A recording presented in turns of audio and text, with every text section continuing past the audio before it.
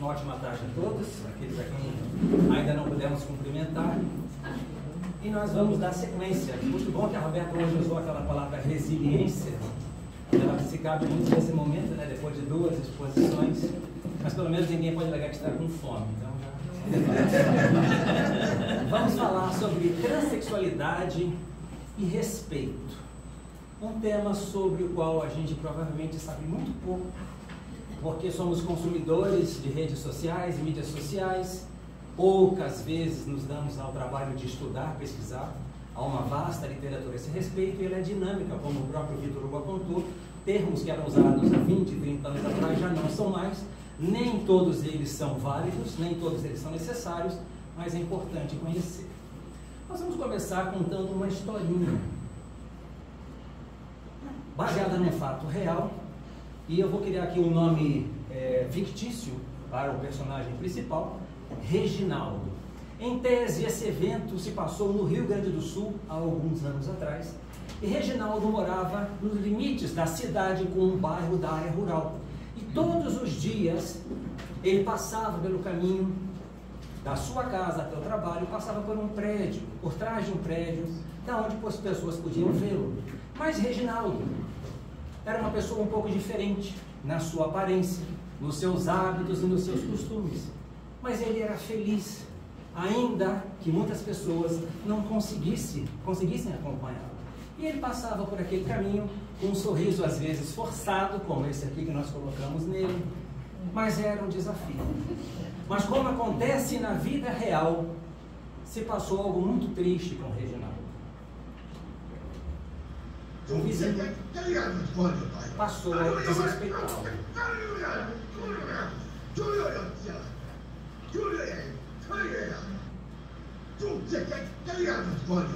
E aquilo foi acontecendo no primeiro dia. Deve ser muito difícil passar por isso aí. E aquilo se repetiu no segundo dia. E sempre, por onde ele passava, o vizinho faltava com respeito. Foram-se 3 dias, uma semana, 2 semanas, e o tempo passando e ele sendo submetido àquele desrespeito, àquela humilhação. 3 semanas, 1 mês, e quando menos ele já percebeu, chegamos lá na faixa dos 6 meses. 6 meses escutando a mesma falta de respeito, a mesma humilhação. Infelizmente, esse desrespeito a esse personagem culminou com uma tentativa de assassinato. E aí, ele foi preso, foi levado à justiça, e nós estamos no tribunal diante de uma certa situação em que Reginaldo vai ser julgado. E o advogado, refletindo sobre as circunstâncias, se posicionou da seguinte forma: Excelentíssima senhora juíza da nossa comarca, senhores membros do júri, convidados, visitantes, excelentíssima senhora juíza da nossa comarca, senhores do júri, visitantes, excelentíssima senhora juíza da nossa comarca, senhores do júri, visitantes, excelentíssima senhora... Basta, senhor advogado. Não admito falta de respeito no meu tribunal.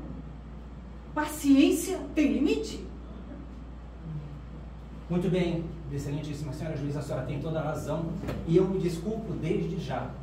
Na verdade, como podemos perceber, é desagradável quando alguém fica testando a nossa paciência e eu me desculpo com a senhora. Mas havemos de convir que por 4 vezes eu repeti a mesma coisa e foi o suficiente para Vossa Excelência perder a paciência comigo. Imagine o que passou o meu cliente, que por meses, todos os dias tinha que escutar aquela mesma humilhação. É interessante.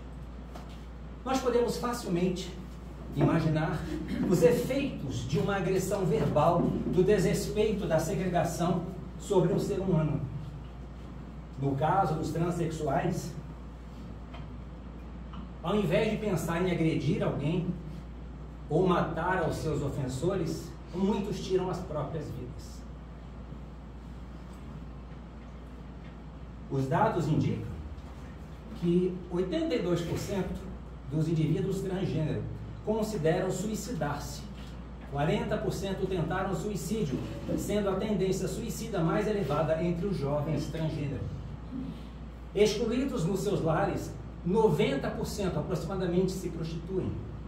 No Brasil, cerca de 82% abandonam os estudos. Emmanuel, no livro Vida e Sexo, e o Victor Hugo já mencionou essa perspectiva, nos assevera que sexo é espírito e vida a serviço da felicidade e da harmonia do universo. A energia sexual, que na essência é energia divina, tendo como base a lei de atração, como muito bem nos explicou o Victor Hugo, em busca do equilíbrio, como muito bem nos explicou a Roberta, manifesta-se em todos os seres, garantindo a perpetuidade da vida no universo, promovendo em toda a parte a evolução, o progresso e a felicidade. Deus nos criou, princípio espiritual, nada de matéria, mas pela nossa necessidade de evoluirmos, precisamos viver em mundos como o nosso, nos corpos físicos, e vimos evoluindo. E assim, fisicamente, nos identificamos como masculino ou feminino. Jesus, o Espírito mais perfeito que já esteve entre nós, nos disse: amai-vos. Não disse amai os homossexuais, amai os heterossexuais, disse amai-vos, sem exclusões. Nós somos iguais. Eu estou homem, mas eu, Espírito, não sou homem, porque preciso das duas experiências para a minha jornada evolutiva. Na presente encarnação, estou homem. O que é certo e o que é errado? Uma pessoa vivenciar a homoafetividade e ser digna e ser ética é errado? Ou um heterossexual homem que tem amantes, ou uma mulher que tem seus amantes, que falta o respeito, que bate na companheira do companheiro, o que é certo e o que é errado? Nós, como já também nos adiantou, fazendo, como é que a gente fala hoje, o spoiler, o Victor Hugo já lembrou das categorias, a Roberta também, dos diferentes mundos habitados, e nós estamos num mundo de provas e expiações. Seres perfeitos não habitam no nosso planeta, portanto, para sermos juízes, deveríamos ser melhores do que os outros. Será que somos? É tempo de viver Jesus.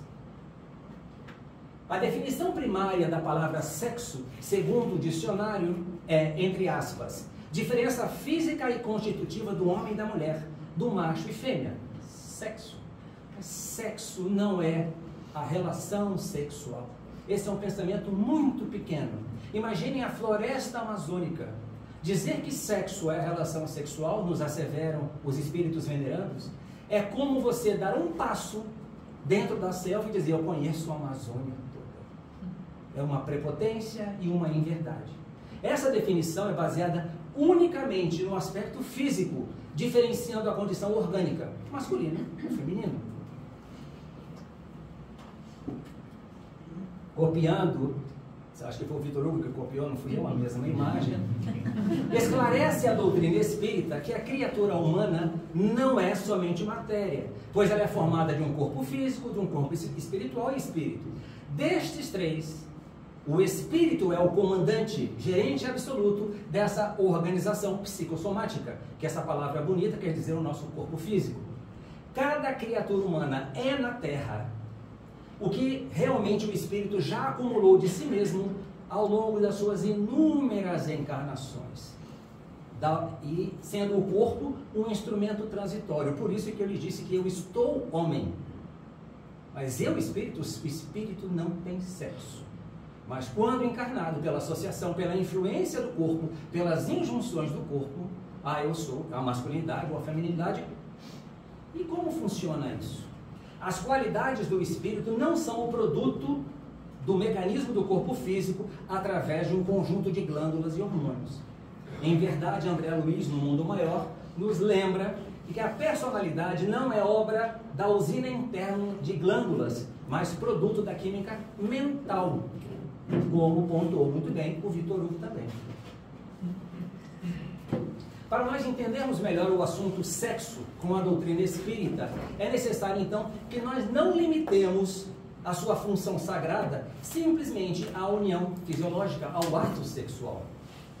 Mais uma vez, como André Luiz no livro Ação e Reação, vamos ver que na Terra é vulgar, é comum a fixação do magno assunto no equipamento genital do homem e da mulher, ao sexo.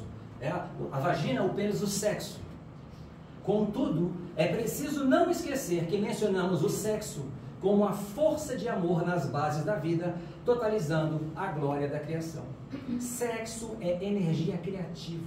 Quando você está fazendo uma refeição, quando você está pintando, compondo uma música, a criatividade do espírito é a utilização da energia sexual.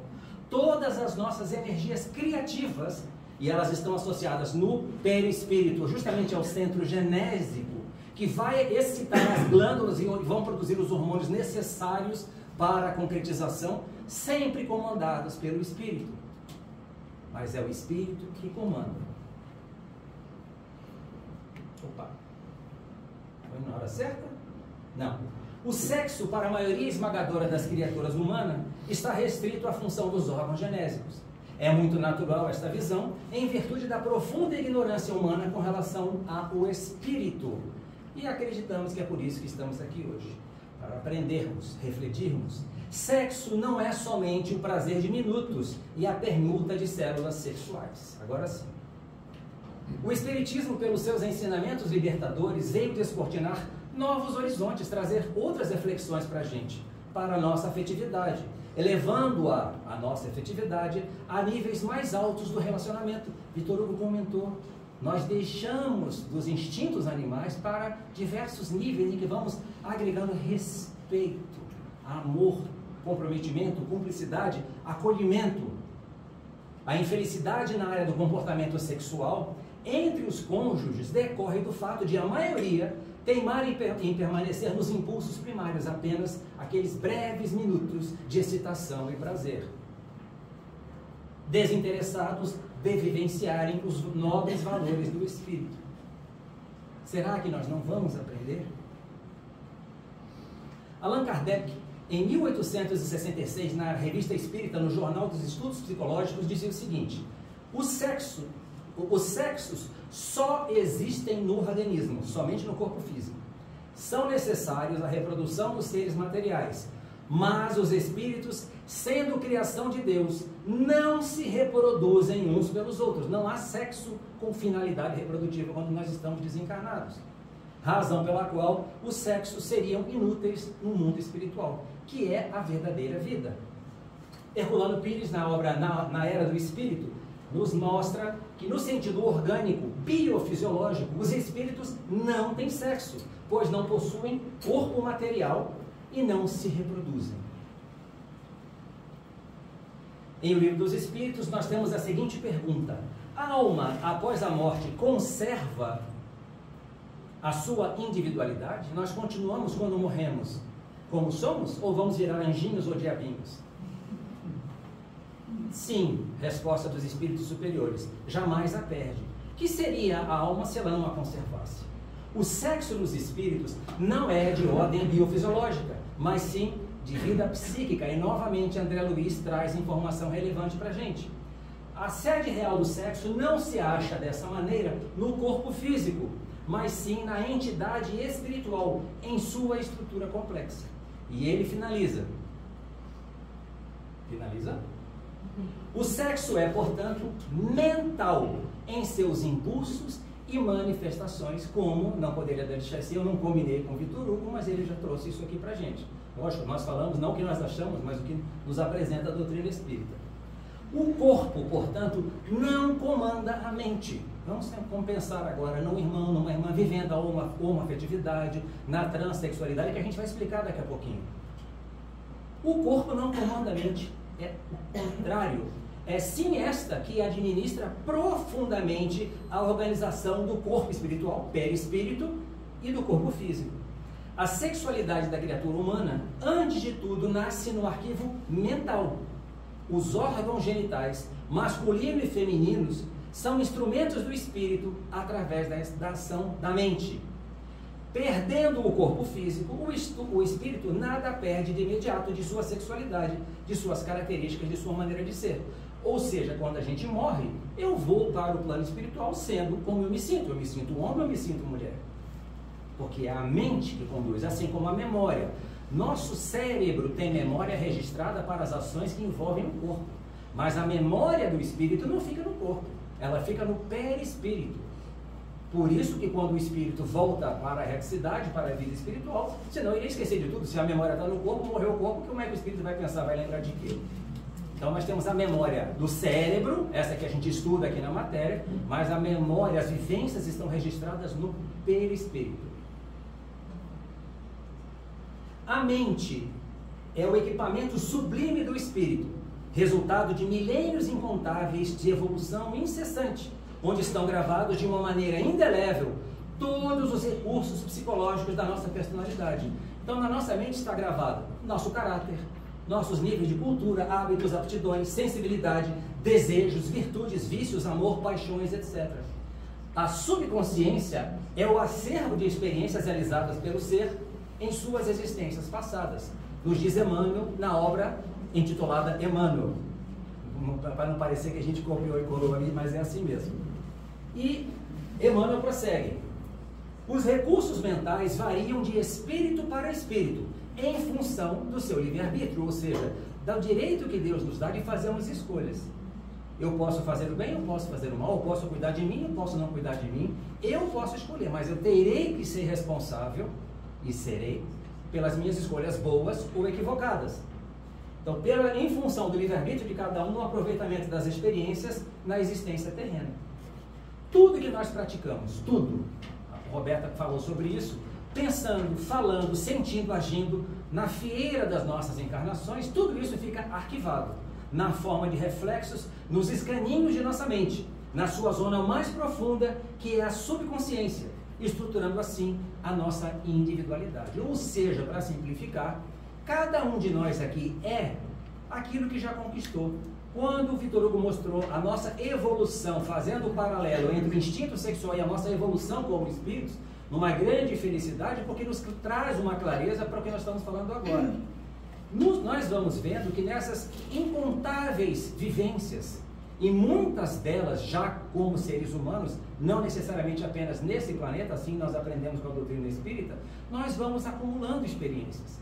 Cada dia que a gente supera um defeito, que a gente conquista alguma coisa, que a gente aprende, que a gente edifica, quando a gente faz coisas más, tudo isso vai nos moldando e é o retrato de quem nós somos.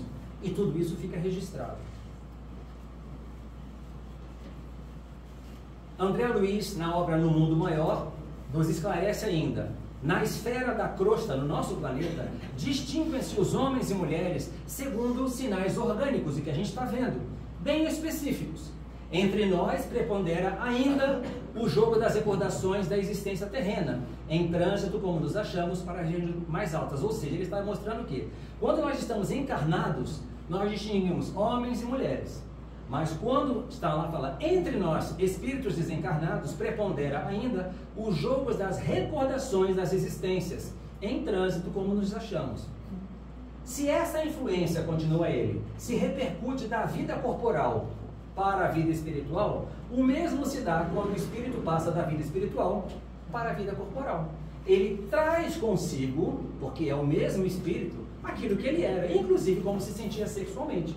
Portanto, da mesma forma que eu estou homem, quando eu desencarnar, se eu desencarnar me sentindo homem, apesar do espírito essencialmente não ter sexo, mas eu vou guardar aquelas características, porque eu encarnei muitas vezes ou como homem ou como mulher, quando eu voltar para encarnar, se me botarem num corpo diferente daquele com o qual eu me sinto, o que vai acontecer?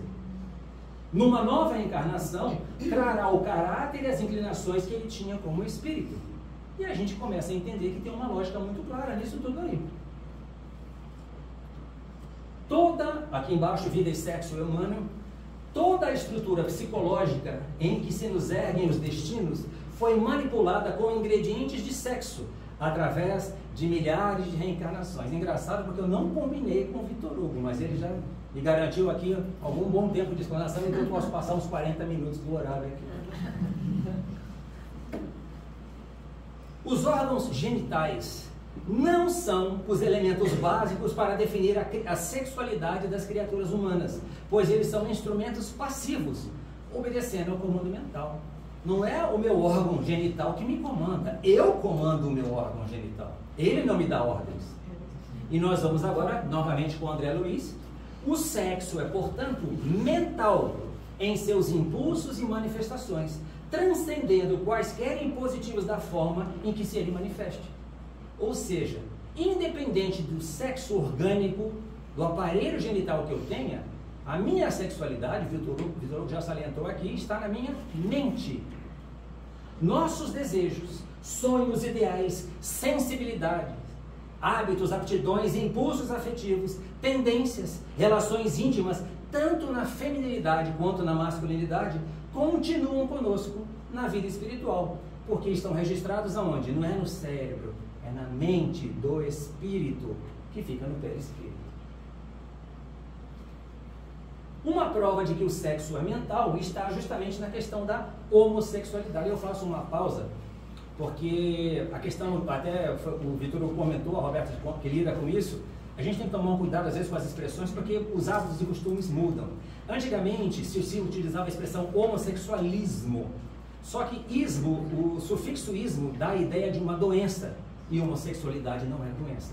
Então não se utiliza mais a expressão homossexualismo. A gente pode usar homoafetividade ou homossexualidade, que está longe de ser doença e muito menos aberração. Se o sexo não fosse mental, não haveria razão para a homossexualidade. Se o sexo fosse só orgânico, por que uma pessoa num corpo de homem ia sentir atração por outro homem? Meu corpo pensa? Não. Quem pensa é o espírito. Então por que existe a homossexualidade? Porque o sexo não está no corpo, está na mente. Na vida espiritual, cada espírito, vamos imaginar, estamos desencarnados, cada espírito será, em matéria de masculinidade ou de feminilidade, definido conforme as qualidades que forem predominantes no seu corpo mental. Então, o espírito, que no curso das encarnações precisa habitar em um corpo de... o espírito, ao longo das múltiplas encarnações, precisa habitar, ora num corpo de homem, ora num corpo de mulher. Vou explicar. Para a aquisição das experiências que lhes possibilitarão alcançar a perfeição. E nós aprendemos que isso não acontece num ping-pong. Num eu sou homem, no outro eu sou mulher. Não. Por uma questão de afinidade e justamente para não dar uma confusão, porque já estamos vendo que nós precisamos encarnar tanto como homem como mulher. É comum que por uma questão de afinidade o espírito se detenha em longas encarnações como homem. E numa certa hora ele vai ter que vir como mulher. E que mulheres se detêm em longas encarnações como mulher, mas uma hora vai ter que vir como homem. Não há problema para o espírito encarnar num corpo de homem ou de mulher. O que o governa, o que rege a vontade do espírito é a necessidade de passar por novas experiências, como quando a gente vai fazer um passeio, uma viagem, quando a gente estuda, eu preciso aprender. É o que a gente está tentando fazer aqui. E obedecer à lei do progresso, que o impulsiona a se tornar um ser melhor. Na revista Espírita, novamente, Kardec, em 1866, ele continua: com o mesmo objetivo que os espíritos se encarnam nos diferentes sexos, aquele que foi homem poderá renascer mulher, e aquele que foi mulher poderá renascer homem, a fim de realizar os deveres de cada uma dessas posições, a sofrer-lhe as provas. Porque quando nós estamos no corpo, é interessante, o sistema hormonal, o sistema endócrino do homem e da mulher são muito parecidos, à exceção dos órgãos sexuais, da placenta, que é um órgão, que é um sistema que faz parte do sistema endócrino também, e que essa questão do hormônio é que nos condiciona para sofrermos essas influências. Então, um espírito encarnado num corpo de mulher, durante muitos anos, sem nenhum conflito, ele vai ser influenciado pela sensibilidade. Então, em tese, uma mulher, e é interessante, pode estar no corpo de homem ou de mulher, o espírito feminino, vamos dizer assim, ele vai desenvolver mais a sensibilidade. Aquela que dá a luz, que é a mãe, a tia, a avózinha, o homem já é mais embrutecido, mais largado, pela questão hormonal. O homem é mais forte fisicamente E segundo consta, está lá minha esposa que não me deixa mentir, muito menos resistente à dor. Então é um paradoxo. Você é fortão, mas aí na hora da dor o bichinho não aguentava chegar nem perto de um parto. E assim vai por diante. Mas vamos lá. Prossegue Kardec. Pode acontecer que o espírito percorra uma série de experiências no mesmo sexo, o que faz que durante muito tempo ele possa conservar no estado de espírito o caráter de um homem ou de mulher cuja marca lhe ficou impressa. André Luiz, novamente, na obra Ação e Reação, diz que, considerando-se que o sexo, na essência, é a soma das qualidades passivas ou positivas do nosso campo mental, é natural que um espírito que seja acentuadamente feminino se demore séculos e séculos nas linhas evolutivas da mulher, e que o espírito marcadamente masculino se detenha por longo tempo nas experiências de homem. Porém, ele retrata: a sexualidade em cada criatura humana será sempre a soma das experiências adquiridas em corpo de homem e de mulher. Aquela música, todo homem tem um lado feminino? Sim, é verdade. Ser um homem feminino não fere o meu lado masculino? Músicas de antigamente, mas nós precisamos das duas experiências. Embora uma delas seja o menor percentual, seja o percentual maior no campo mental, que vai determinar a sua masculinidade ou feminilidade. Ou seja, se eu mentalmente sou homem, independente do corpo que eu estou agora, eu vou ser masculino. E se eu mentalmente sou muito feminino, independente do corpo, eu vou ser feminino. Mas calma, a gente ainda vai entender isso melhor. Tem umas 3 horas, né, Márcio? A modificação das funções do espírito na escola terrena, habitando em corpo de homem ou em corpo de mulher, como a gente já pontuou, faz com que a estrutura da mente vá assimilando novos valores e transformando a sua personalidade com o passar dos séculos. Quando a gente faz uma viagem, a gente não vê coisas diferentes? Quando a gente muda de escola, muda de série, a gente não aprende coisas diferentes? Quando a gente vai numa festa, a gente vê coisas diferentes. Quando a gente vai num seminário, a gente vai vendo coisas diferentes. E nós vamos aprendendo. Emmanuel, no livro Vida e Sexo, nos salienta que espíritos que aspiram a realizar tarefas específicas na elevação de grupamentos humanos reencarnam em vestimenta carnal oposta à estrutura psicológica pela qual transitoriamente se definem. Prestem atenção, então. Emmanuel está dizendo que um espírito que quer aprender mais, que quer continuar evoluindo, muitas das vezes solicita e reencarna num corpo que é o oposto da sua sexualidade mental. A gente vai falar mais sobre isso daqui na frente. Com o revezamento das experiências, cada vez mais acentuadas, de homem ou de mulher, na rota dos milênios, o espírito vai acumulando qualidades dos dois sexos, fazendo que a entidade imortal, que ele espírito, que é imortal, enriquecida, apresente características femininas e masculinas, não no corpo físico, mas na sua estrutura psicológica, manifestando virtudes de ambos os sexos, mas com a predominância de uma delas. E prossegue. Através de milênios e milênios, o espírito passa por fileira imensa de reencarnações, ora em posição de feminilidade, ora em condições de masculinidade, o que sedimenta o fenômeno da bissexualidade, mais ou menos pronunciada em quase todas as criaturas. Todos nós temos essa condição. Vamos lá. As ciências psicológicas da atualidade, a Roberta não está escutando o que eu estou falando, não conseguem determinar uma personalidade com normalidade integral, no sentido de feminilidade ou masculinidade, em grande parte das criaturas humanas. O fenômeno da bissexualidade é a pessoa apresentar em sua personalidade, em seus hábitos, em suas aptidões, em suas tendências, qualidades tanto femininas quanto masculinas.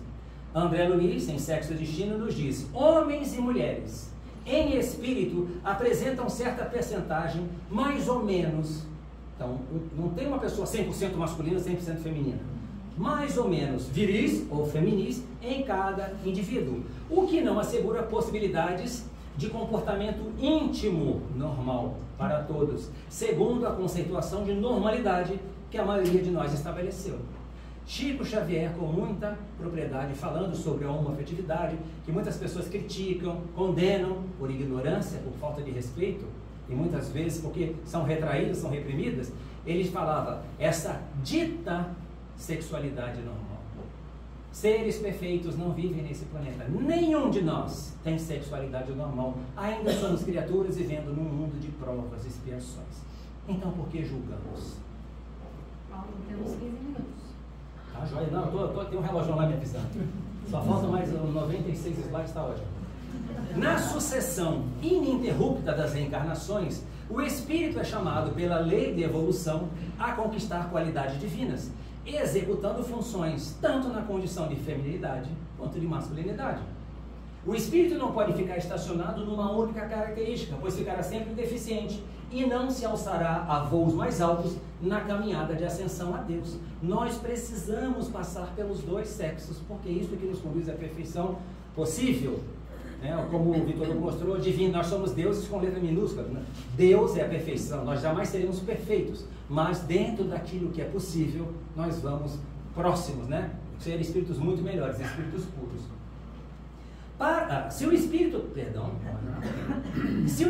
tem característica marcadamente feminina, qualquer um aqui, eu sou muito feminina, e não reencarnar num corpo de homem para novas experiências, ficará impossibilitado de enriquecer de virtudes que somente o corpo de homem poderá o espírito adquirir, assim como no caso inverso. Nós precisamos dessa troca, mas não é simples. Para o espírito chegar à perfeição, é necessário que acumule qualidades que ambos os sexos oferecem no campo da existência humana. O espírito, em chegando à perfeição possível, essa que mencionamos agora, não apresentará, portanto, características nem masculinas nem femininas, como as conhecidas na Terra, mas sim a síntese gloriosa dessas virtudes desenvolvidas infinitamente em plenitude de luz, sabedoria e amor. É porque nós ainda somos criaturas muito ignorantes no mundo de provas e expiações, então a gente pensa em sexo como referência. A gente não precisa ir longe. Alguns milênios atrás, aliás, até no milênio passado, no início do século passado, pensava-se que a Terra era o centro do universo, então olhava para cima, Deus está aqui e acabou. Nós estamos vendo que as coisas não são mais assim. Alguns conceitos importantes sobre diversidade de gênero. Então, agora entrando na parte direta do tema, mas a gente precisava dessa introdução para nós entendermos que não somos homens e mulheres. Nós não somos um corpo que tem um espírito. Vitor Hugo lembrou, nós somos um espírito que tem um corpo transitório. Nós somos criaturas infinitas, não. Aliás, infinitas. Nós não teremos fim, mas tivemos começo. Estamos numa jornada, mas nossos corpos perecem. Vamos lá, então. A gente fala identidade de gênero. O que é a identidade de gênero? É como você se sente na sua cabeça, como você pensa sobre você mesmo, como você se enxerga. Algumas pessoas podem se sentir masculinas, femininas, ambas ou nenhuma. Então, aqui entre nós, independente do órgão genital, a sua identidade, eu me sinto homem, me sinto mulher, eu me sinto dos dois, ou não me sinto nada, não tenho interesse nenhum, não tenho nada por isso. Como eu me sinto. E isso não é doutrina espírita, isso aqui é ciência mundial, etc. E é hoje referência para a gente entender. A gente não tem que concordar com tudo que se publica, mas a gente tem a obrigação de pesquisar, entender e procurar pontuar sobre aquilo que faz sentido. Orientação sexual. Então a identidade é como eu me sinto. Mas e a minha orientação? Refere-se ao desejo, ao se desejo por quem você está sendo, se sente atraído, atraída sexualmente. Por ser assexual, pode ser assexual também, zero desejo. Ou seja, a sua orientação sexual, eu me sinto atraído por mulher, eu me sinto atraído por homem ou por ninguém. Essa é a sua orientação sexual. O sexo biológico, esse já é mais fácil, a gente já falou. Masculino, feminino ou intersexual. Calma lá. Vitor Hugo começou falando disso aqui também. Ó. Refere-se ao órgão genital, cromossomos e hormônios. Pode ser feminino, masculino ou intersexual. Para plantas e animais, antigamente se falava de hermafrodita, que nascia com a capacidade de ter os dois. Mas muitas pessoas, talvez vocês não saibam, nascem com os dois embriões de órgãos sexuais. O problema é que qual é o procedimento normal? O médico vai normalmente eliminar um dos dois. Só que quando faz isso, o médico não sabe o que o espírito sente. E se ele cortar o errado? Nada acontece por acaso. Mas para a gente lembrar, essa combinação dos dois. Não significa que são dois órgãos sexuais, são duas formações sexuais. Não significa que tem hormônio masculino completo. Mas é comum. É comum. A gente muitas vezes, nunca sabia disso. Mas tem pessoas que veem a criança lá com os dois aparelhos.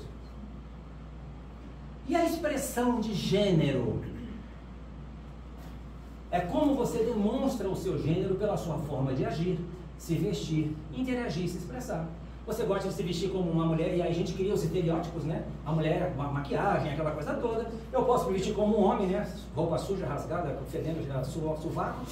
Ou eu posso ser ali, aí nós vamos ver as diferenças, não binário ou andrógeno. Ou seja, eu não preciso me vestir nem como mulher como homem, eu quero me vestir de uma forma neutra. Corto meu cabelo, muitos jovens hoje se vestem assim. E qual é o problema?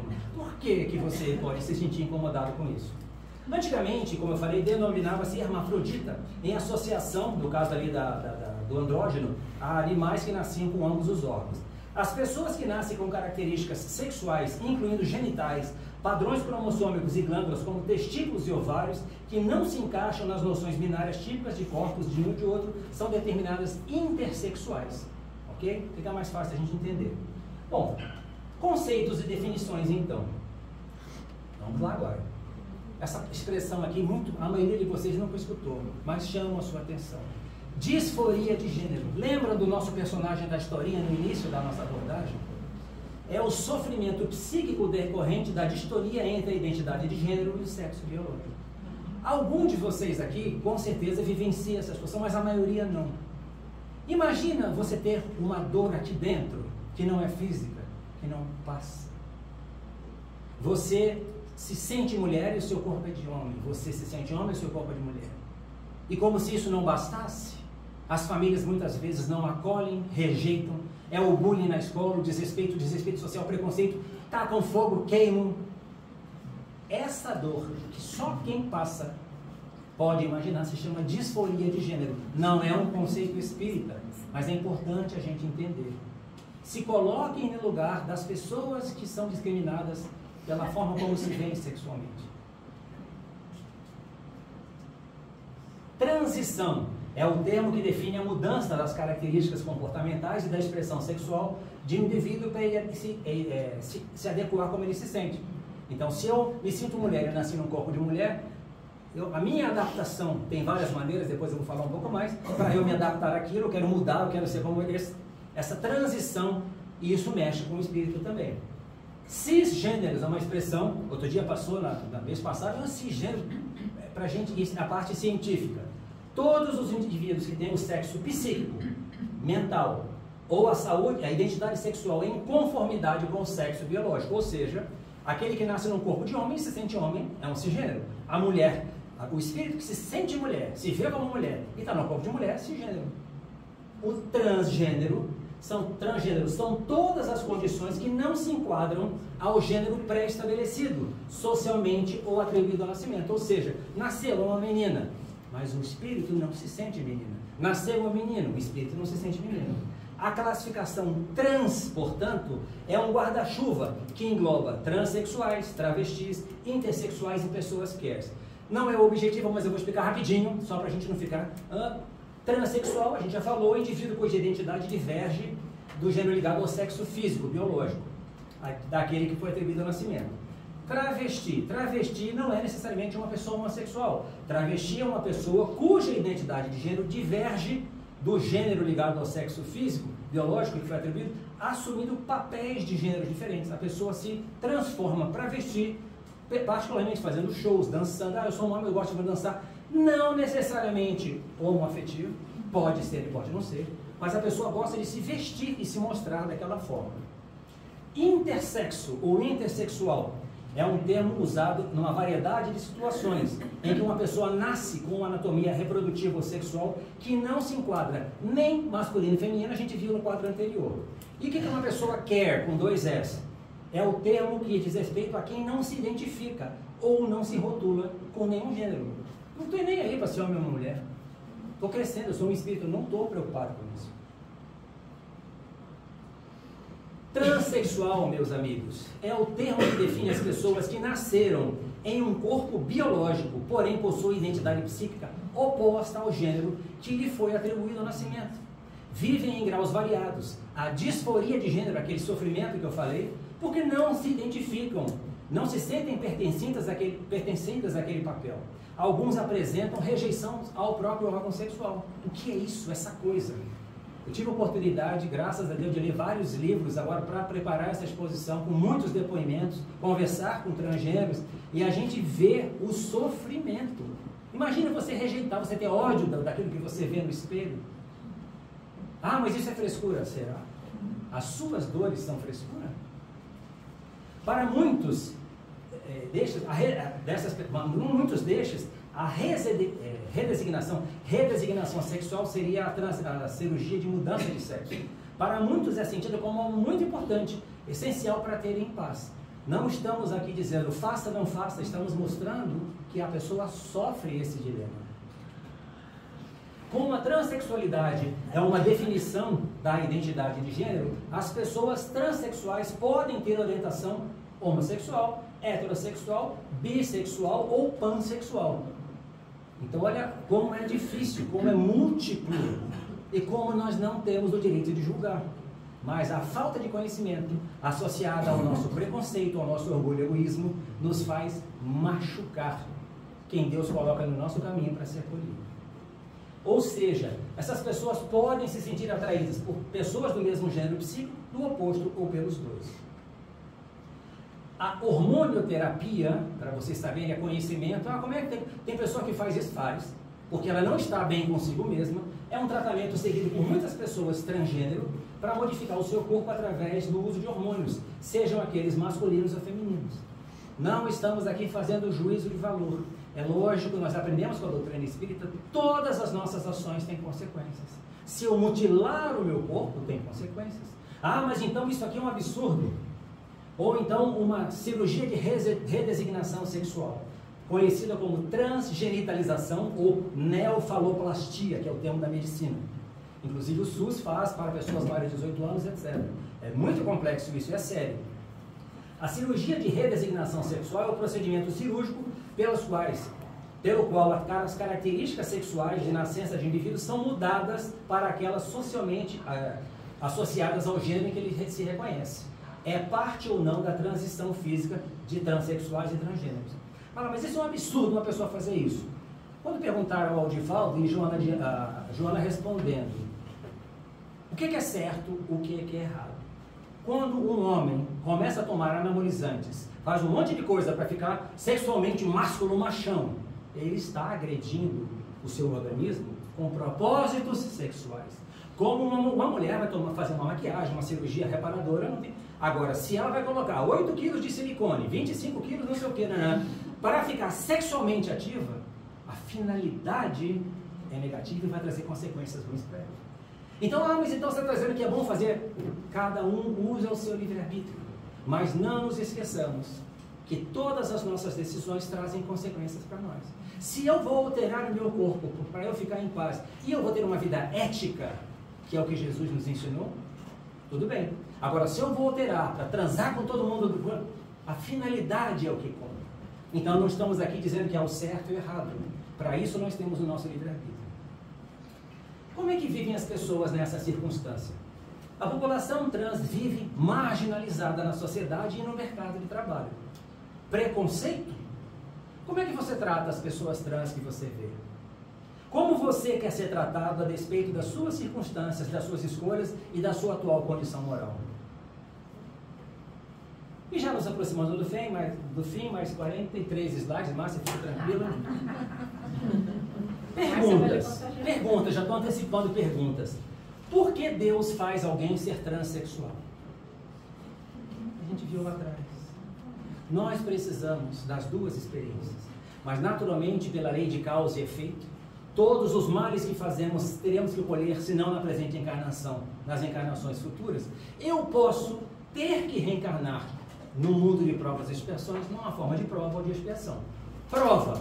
Se eu sou um espírito que estou evoluindo, estou crescendo moralmente, e eu já atingi um certo nível, eu preciso mudar eu solicito, mesmo sofrendo. Então eu posso ser um homem que vem num corpo de mulher, um homem espiritualmente, mentalmente, que vem num corpo de mulher, para que eu aprenda aquilo ali, mas o meu sofrimento vai acontecer de todo jeito, porque é uma mudança brusca, principalmente quando vem assim de uma vez só, a primeira vez, mas eu estou evoluindo. Mas e quando é que é a expiação? Expiação é a explicação científica da doutrina espírita para cada uma das suas dores. Deus não comete erros. Cada dor que você sente é consequência de uma escolha equivocada sua. E no caso da sexualidade, quando você abusa da sua sexualidade como homem, maltratando mulheres, abusando, desrespeitando, batendo, espancando, lá na frente você vai voltar nessa inversão sexual para aprender a respeitar as mulheres. Porque você vai ser um homem num corpo de mulher e vai sentir atração por mulher e vai viver esse conflito. E quando você é uma mulher que seduziu, destruiu lares, aproveitou da sexualidade, se prostituiu, lá na frente, em outra encarnação, você vem nessa inversão. Aí é uma expiação. Então, nós estamos vendo que quem vivencia a transexualidade não é um espírito que fez muita besteira lá atrás. Porque na qualidade de espírito que fez muita besteira lá atrás, estamos todos nós. Sem exceção. Sem exceção.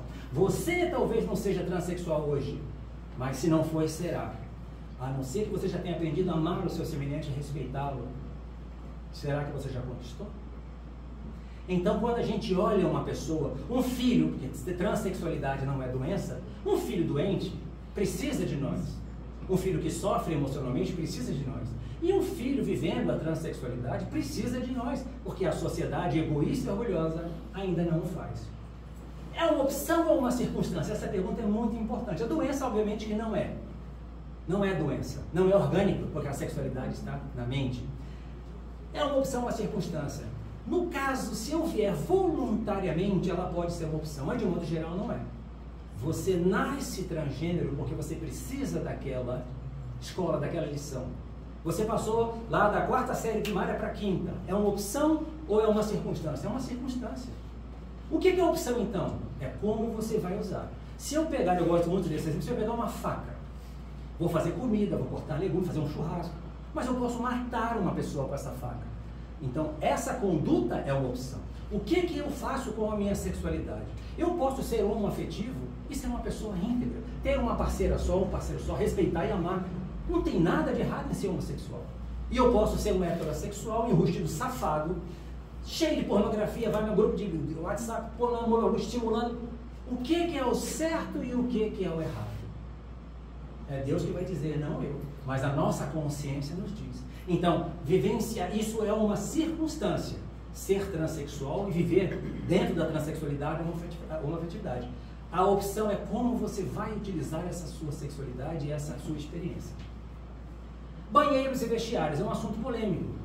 E, infelizmente, nós não estamos preparados e não é a doutrina espírita que vai dar a resposta, mas é complicado.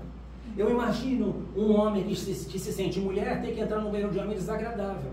Mas, infelizmente, nós pagamos pelos erros de outros. Existem aqueles que se fazem parecer homossexuais e eles vão lá e cometem os abusos e desrespeito. E por causa desses idiotas, desculpa falar, então é complicado. No futuro, eu acredito, não, tem uns 3, 4 tipos de banheiro.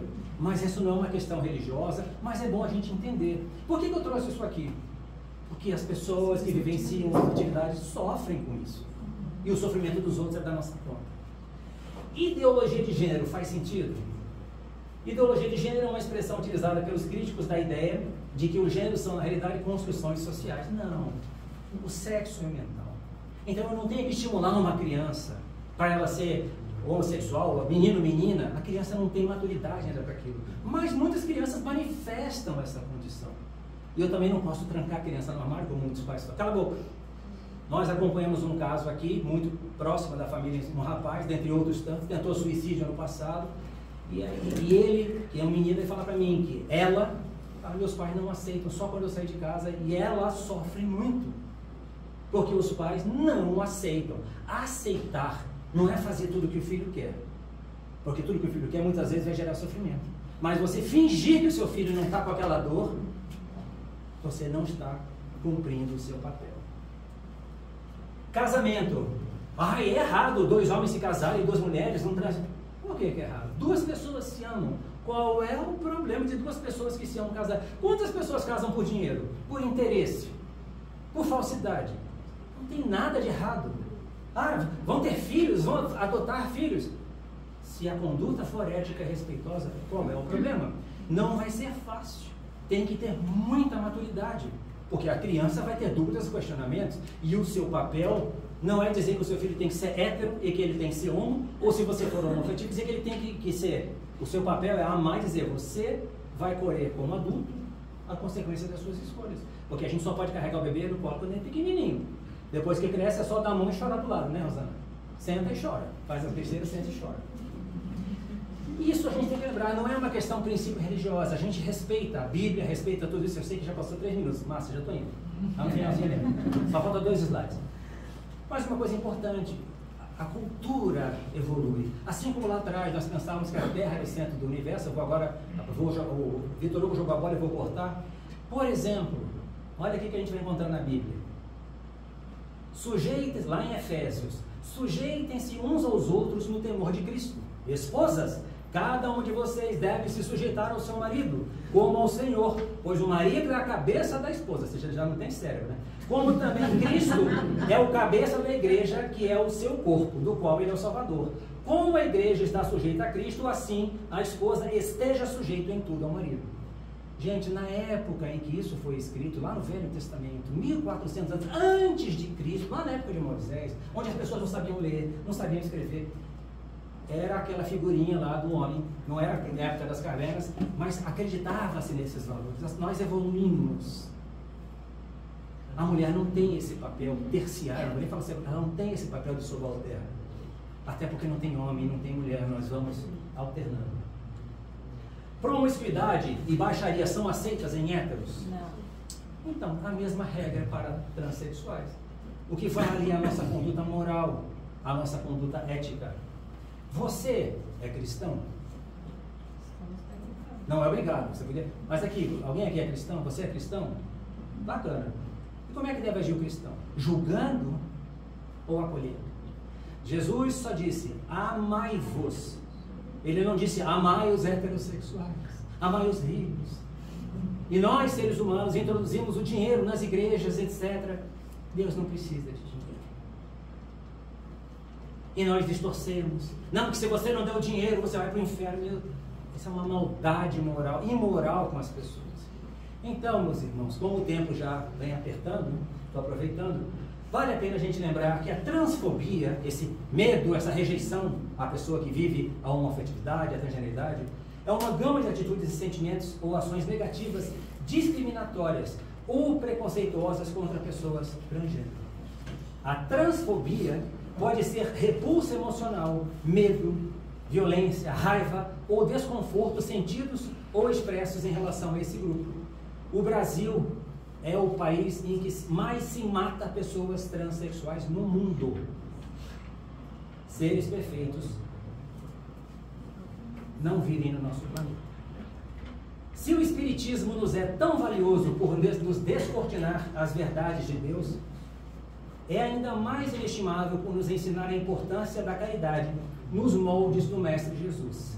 Se nos demonstra a pertinência da fé elaborada sobre os pilares da razão, é por meio da solidariedade que conseguiremos honrar a fraternidade humana decorrente da bondade de Deus. E aí nós finalizamos com uma reflexão. Talvez você ainda não entenda tudo isso. Talvez você ainda não consiga amá-los como Jesus ensinou. Mesmo assim, se não puder amar aos transgêneros, ao menos respeite-os. O direito de serem diferentes e felizes. Obrigado.